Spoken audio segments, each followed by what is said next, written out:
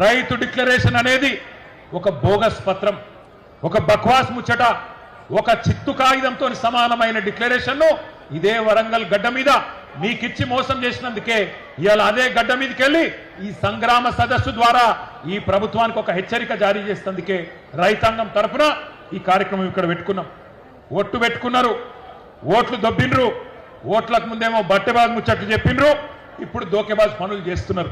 ఏమయ్యా రాహుల్ గాంధీ, నిన్ను అడుగుతా ఉన్నా, ఎక్కడ సచ్చింది నువ్వు చేసిన డిక్లరేషన్? ఎక్కడ సచ్చింది అని అడుగుతున్నా. నువ్వెక్కడ సచ్చినావు రాహుల్ గాంధీ? నువ్వు నిలబెట్టిన ముఖ్యమంత్రి, నువ్వు ఇక్కడ మాకు అప్పచెప్పిపోయిన ముఖ్యమంత్రి ఏ గాడిది పనులు దోముతున్నాడో అని అడుగుతున్నా నేను. ప్రభుత్వం వచ్చి 2.5 ఏళ్ళు అయిపోయాయి, ఎక్కడ ఒక్కటన్నా అమలు చేసినవా అని అడుగుతున్నా.